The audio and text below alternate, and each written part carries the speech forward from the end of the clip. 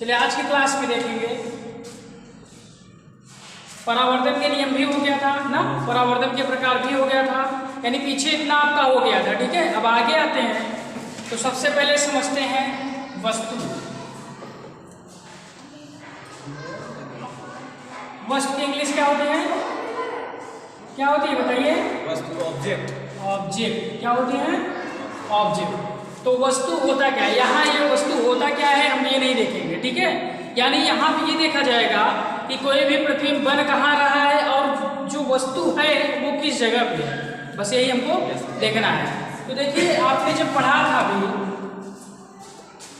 ऐसी कोई किरण आती थी ना और इधर रिफ्लेक्ट होके चली जाती थी। तो जो अब इसका जो डिफिनेशन हम बोलेंगे, आप ऐसे बोलेंगे कि आपतित किरणें, कौन किरणें? आपतित किरणें जहां पर मिलती हैं, आपतित किरणें जहां पर मिलती हैं वहां क्या होता है? वस्तु होता है। ठीक है, चलिए समझ में आ गया वस्तु क्या होता है ना। वस्तु क्या होता है? आपतित किरणें जहां पर मिलती हैं वहां क्या होता है? वस्तु होता है। अब जैसे वस्तु को जो दिखाया जाता है वो ऊपर की ओर एरो करके दिखाया जाता है। ठीक है, ऐसे, और यहाँ होता है ओ और ओ डैश। तो अब ये बताइए, अब बात आती है वस्तु कितने प्रकार की होती है, कितने प्रकार की होती है। तो वस्तु कितने प्रकार की होती है? आप लोगों ने क्लास 10th में पढ़ा है, फिर भी नहीं याद है ना। वस्तु कितने प्रकार की होती है? दो प्रकार की। कितने प्रकार की? दो। कौन कौन सी? एक होती है रियल ऑब्जेक्ट और एक होती है वर्चुअल ऑब्जेक्ट, यानी वास्तविक वस्तु और आभासी वस्तु। कौन कौन सी? वास्तविक वस्तु और आभासी वस्तु। वास्तविक वस्तु क्या होता है? आपतित किरणें जहां पर वास्तव में मिलती हैं, आपतित किरणें जहां पर वास्तव में मिलती हैं उसे बोलते हैं आभासी वस्तु। क्या बोलते हैं? आभासी, नहीं वास्तविक वस्तु। ठीक है, आपतित किरणें जहां पर वास्तव में मिलेंगी वहां वास्तविक वस्तु यानी रियल ऑब्जेक्ट, और आपतित किरणें जहां पर मिलती हुई प्रतीत होंगी, वास्तव में मिलेगी नहीं, मिलती हुई प्रतीत होंगी, वहां कौन सा होगा? आभासी वस्तु। ठीक है, तो आप लोग की पहली हेडिंग रहेगी वस्तु।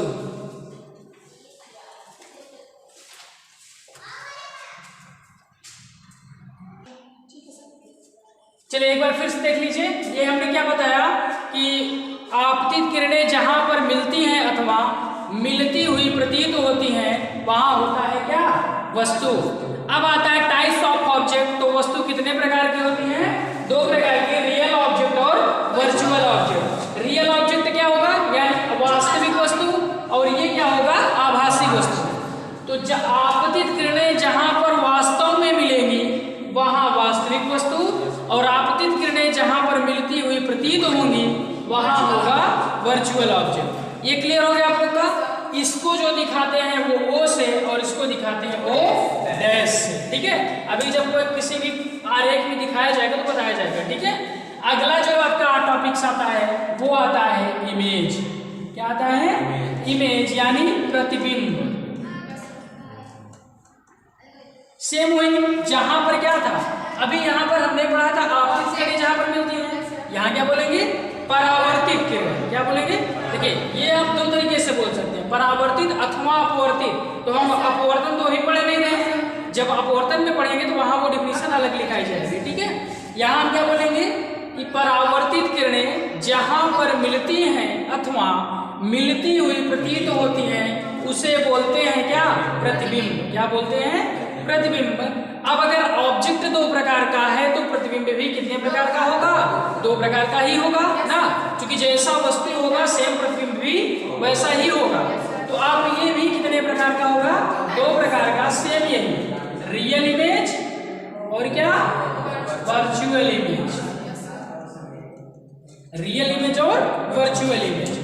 अब रियल इमेज क्या होता है? हमने बताया जो रियल इमेज होता है वो होता है वास्तविक प्रतिबिंब, और ये होता है आभासी प्रतिबिंब। तो वास्तविक प्रतिबिंब क्या होगा? परावर्तित किरणें जहां पर वास्तव में मिलती हैं उसे बोलते हैं क्या? रियल इमेज या वास्तविक प्रतिबिंब। फिर उसमें क्या बोलेंगे कि आप परावर्तित किरणें जहां पर मिलती हुई प्रतीत होती हैं उसे बोलते हैं वर्चुअल इमेज या आभासी प्रतिबिंब। इसको दिखाते हैं आई से और इसको दिखाते हैं आई डैश से। क्लियर? अब इसको आप लोग लिख लीजिए, हेडिंग बनाइए प्रतिबिंब। चलिए अगली जो टॉपिक आती है आपकी वो आता है मिरर यानी दर्पण।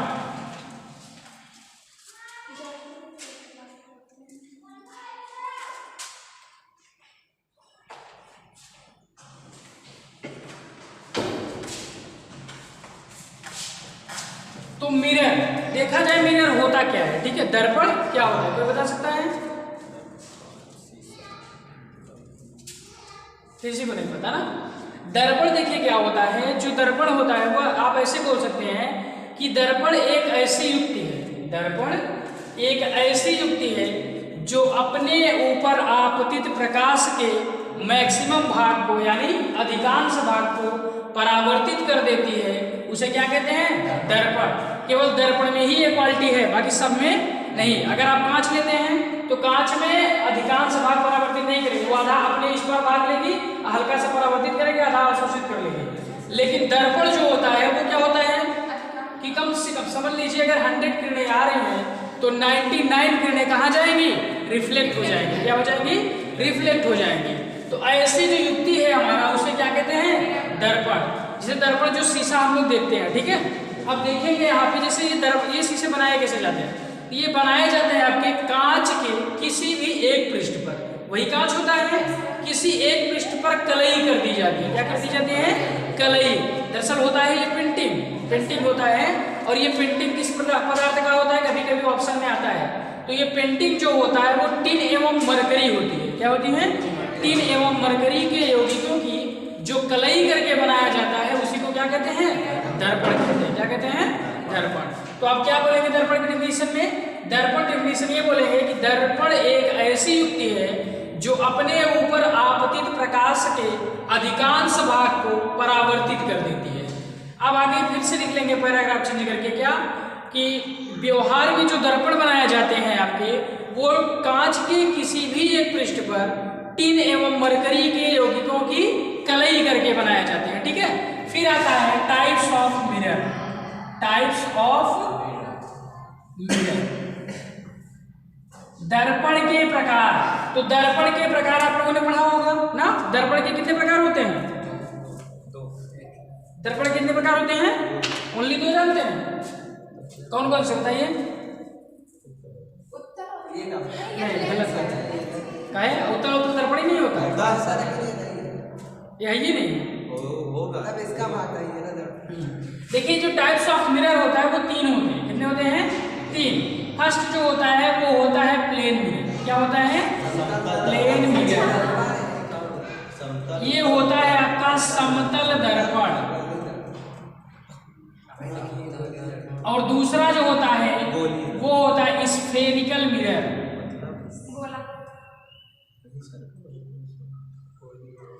स्फेरिकल मिरर, इसको बोलते हैं क्या? गोलीय दर्पण। तीसरा जो होता है वो होता है पैराबोलिक मिरर। ये भी पढ़े थे? पैराबोलिक मतलब परवलयाकार।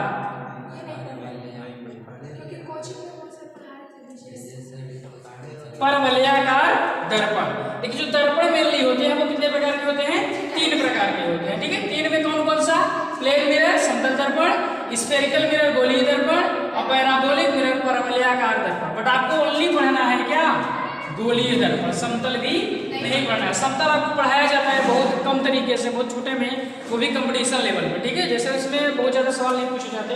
आज ऐसे सवाल पूछे जैसे आप लोग नाई की दुकान में होंगे, इधर भी शीशा लगा होता है, इधर भी शीशा लगा होता है, आपका सर देखेंगे तो कई ठो दिखता है, बहुत ज्यादा दिखता है।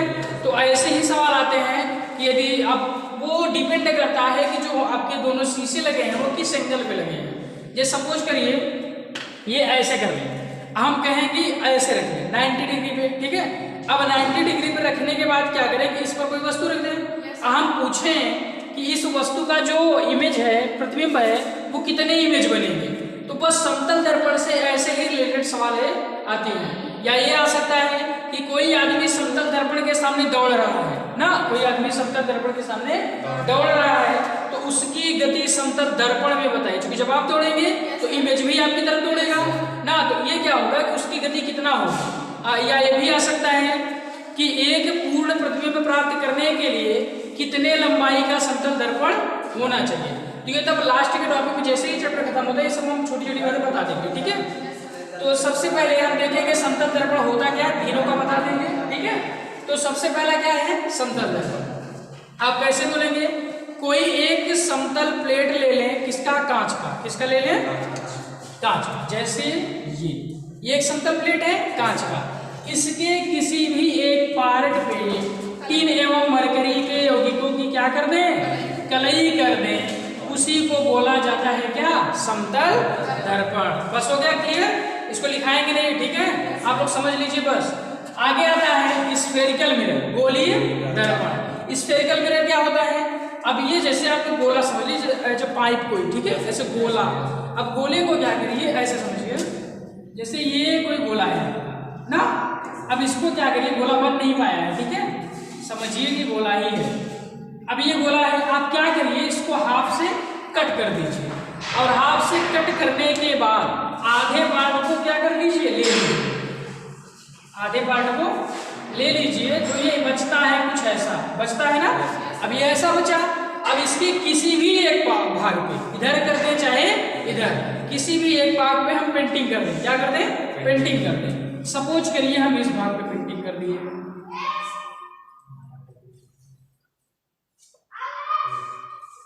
नमस्ते सर। नमस्ते। और इस वाले में हम सपोज करिए इस भाग पे पेंटिंग कर दिए ना, ऐसा देखो दोनों हैं, अब दोनों एक दूसरे गोले के ही पार्ट हैं ना, तो हमने क्या किया कि एक बार इस भाग पे पेंटिंग किया और एक बार इस भाग पे, यानी एक बार उभरे हुए भाग पे, एक बार दबे हुए भाग पे। अब हम देखेंगे कि इसको डिफाइन कैसे करेंगे। आप क्या बोलेंगे इस स्टेटमेंट में, कांच के किसी खोखले गोले का, कांच के किसी खोखले गोले का कटा हुआ भाग, खोखले गोला होना चाहिए, उसका कटा हुआ भाग होना चाहिए, और जिसके किसी भी एक पृष्ठ पर टिन एवं मरकरी के यौगिकों की क्या की गई हो, कलई की गई हो, उसे बोलते हैं गोलीय दर्पण। अब गोलीय दर्पण में भी अभी प्रकार आता है, दो प्रकार के होते हैं, तो आप देखेंगे ये तो समझ में आ गया। ठीक है, अब ये आता है परवलयाकार दर्पण। परवल तो सब लोग देखे होंगे, सब्जी सब लोग खाए हैं परवल की, ये कुछ इस स्ट्रक्चर का होता है ऐसे ना। अब इसमें क्या करिए, अगर ऐसे कर लेते हैं तो गोले का पार्ट बन जाएगा, आप इसको ऐसे कर लीजिए, ठीक है, ऐसे डिवाइड करिए। अब ऐसे डिवाइड करेंगे, एक पार्ट ले लीजिए, ये ऐसा हो गया। अब इसके किसी भी एक पार्ट पे क्या कर दीजिए, कलई कर दीजिए, तो बन जाएगा क्या, ये परवलयाकार दर्पण। तो हमारा ये टॉपिक हुआ क्लियर। मेन टॉपिक हमको पढ़ना है क्या, स्फेरिकल मिरर। तो आपकी हेडिंग जो रहेगी, दर्पण भी लिखे भी नहीं है ना, तो अगर याद हो सकता हो, अगर ऐसे ही हो जाए तो ना लिखाएं, रहने दें, लिखा दीजिए, लिखा दें। चलो हेडिंग बनाओ, दर्पण। इंक आगे तक हेडिंग बना लिया है ना, ये स्फेरिकल मिरर हो भी गया है। चलिए आगे जो आता है टाइप्स ऑफ स्फेरिकल मिरर, गोलीय दर्पण के प्रकार, गोलीय दर्पण के प्रकार, types of spherical mirror.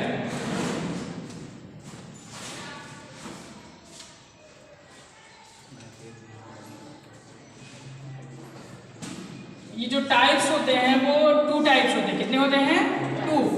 First जो होता है वो होता है कॉन्वेक्स मिरर,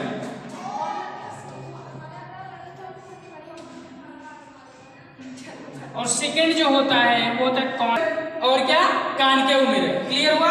इसको कहते हैं क्या, उत्तल दर्पण। क्या कहते हैं, उत्तल दर्पण। इसको कहते हैं क्या, अवतल दर्पण।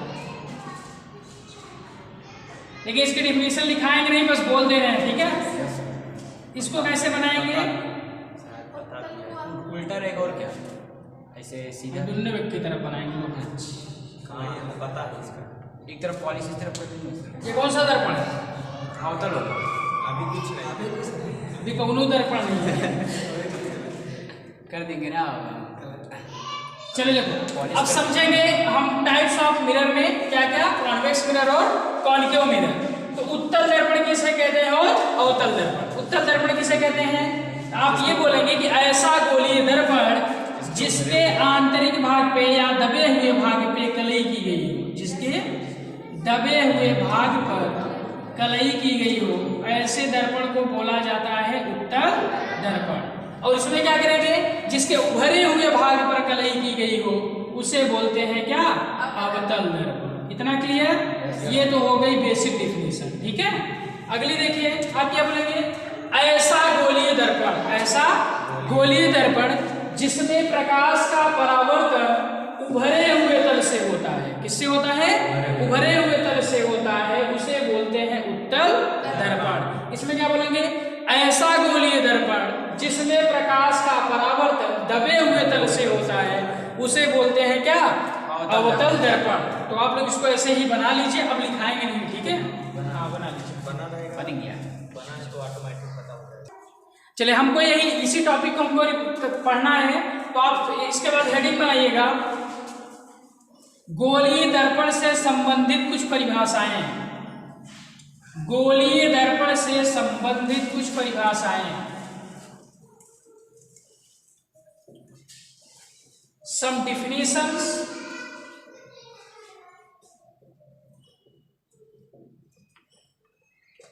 some definition related to spherical mirror।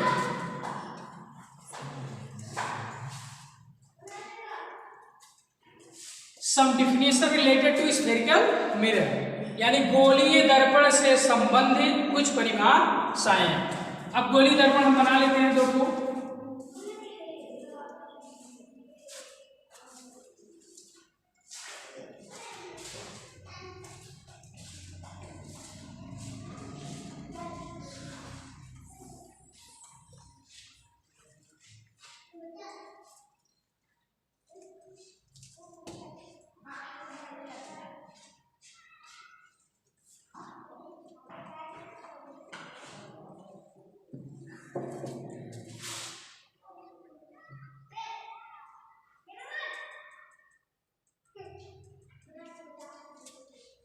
देखिए, इसमें जो हम इसमें देखेंगे कि आखिर इतने में ये कितने पार्ट हमको मिल रहे हैं। ठीक है, उसी की डिफिनेशन हमको पढ़ना है।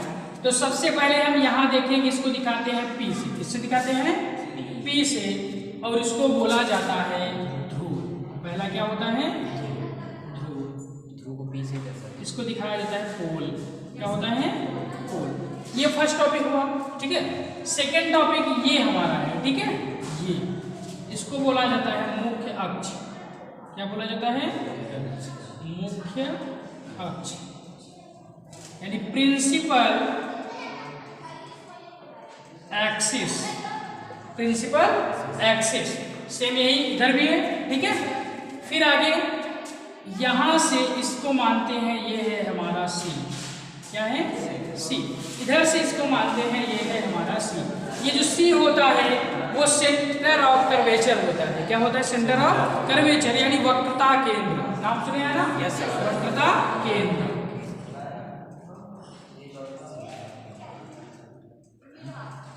Centre of curvature. क्लियर। अगला जो टॉपिक्स आता है वो आता है वक्रता त्रिज्या। वक्रता त्रिज्या यानी रेडियस ऑफ कर्वेचर।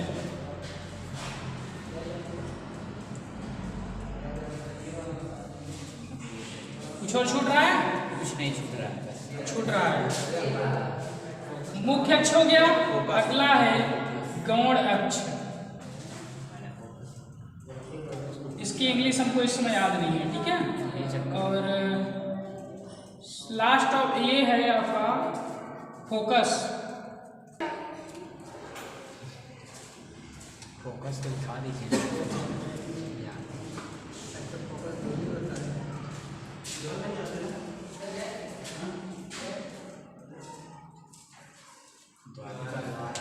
द्वारक छोटा था ना, द्वारक पता है आपको नहीं? नहीं पढ़े थे? यहाँ कहाँ पे है? चलिए तब हाँ पूरा टोटल देखते हैं, ठीक है, सब दिखाएंगे इसी फिगर में, ठीक है। देखिए क्या बोलेंगे, सबसे पहले हम पढ़ेंगे ध्रुव। क्या पढ़ेंगे? ध्रुव। आप समझते चलिएगा, डिफिनेशन पूरी यही याद होगी, कोई याद करने की जरूरत नहीं पड़ेगी। ध्रुव क्या होता है कि गोलीय दर्पण का मध्य बिंदु, गोलीय दर्पण का मध्य बिंदु क्या कहलाता है? ध्रुव कहलाता है। इसे दिखाते हैं किससे? P से। क्लियर? डायरेक्ट आप यही बोलेंगे कि गोलीय दर्पण का मध्य बिंदु क्या कहलाता है? ध्रुव कहलाता है। गोलीय दर्पण का मध्य बिंदु यही तो होता है, इसी को क्या बोलेंगे? ध्रुव बोलेंगे। क्लियर हो गया? इधर ये ध्रुव है ना। आगे क्या आता है? मुख्य अक्ष। क्या है?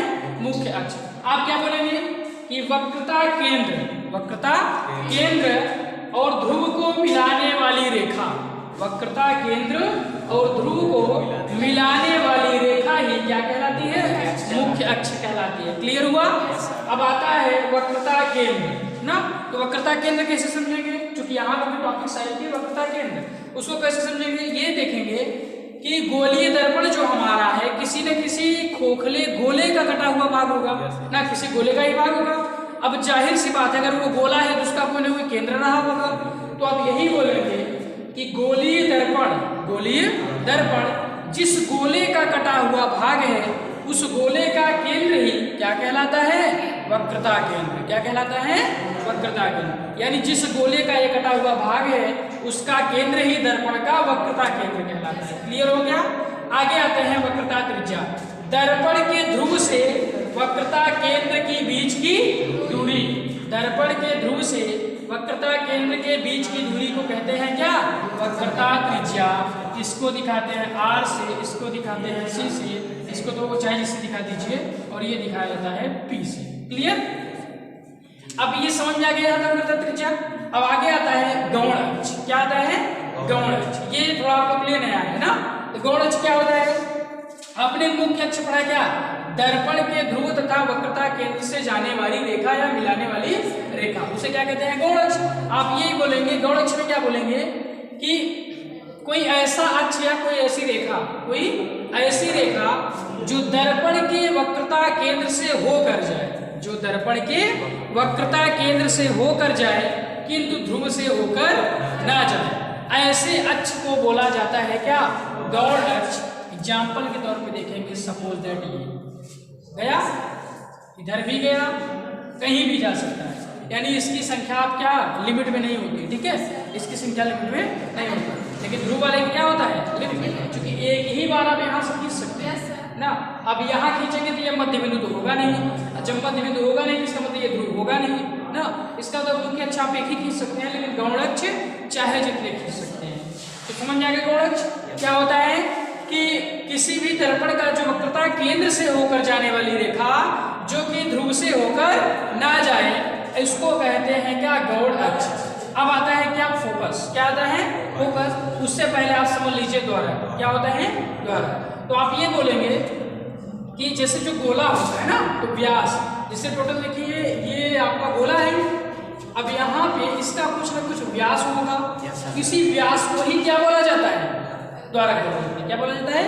द्वारक। क्योंकि जितना बड़ा गोला होगा उतना ही बड़ा व्यास होगा। तो आप डायरेक्ट बोलेंगे कि कोई भी गोलीय दर्पण जिस गोले का भाग होता है, जिस गोले का भाग होता है, उस गोले का व्यास ही क्या कहलाता है? द्वारक कहलाता है। या ऐसे ना समझ में आए तो आप डायरेक्ट ये कह सकते हैं कि गोलीय दर्पण की लंबाई, ये लंबाई भी तो बोल सकते हैं, गोलीय दर्पण की लंबाई ही क्या कहलाती है? द्वारक कहलाती है। क्लियर हो गया? चलिए अगला आता है फोकस। फोकस क्या कहेंगे कि मुख्य अक्ष के समांतर ना, मुख्य अक्ष के समांतर चलने वाली किरण, मुख्य अक्ष के समांतर चलने वाली किरण गोलीय दर्पण से परावर्तन के पश्चात, चलिए चला के देखते हैं। इसमें तो इधर उधर कर दिए, इसमें देखते हैं, ठीक है। ये है आपका मुख्य अक्ष के समांतर, अब ये किरण जा रही है। मुख्य अक्ष के समांतर चलने वाली किरण दर्पण से, गोलीय दर्पण से परावर्तन के पश्चात मुख्य अक्ष को जिस बिंदु से होकर जाएगी, जिस बिंदु से होकर जाएगी उसे बोलते हैं मुख्य फोकस या फोकस। क्लियर हुआ? अब क्या बोलेंगे कि मुख्य अक्ष के समांतर चलने वाली प्रकाश की किरण मुख्य अक्ष के जिस बिंदु से होकर जाती है, दर्पण से परावर्तन के पश्चात मुख्य अक्ष के जिस बिंदु से होकर जाती है वही पॉइंट ही क्या कहलाता है? मुख्य फोकस। सबको याद हो गया? अब कोई किसी में कोई कंफ्यूजन? ठीक है, तो आप लोग इसको बना के लिख लीजिए।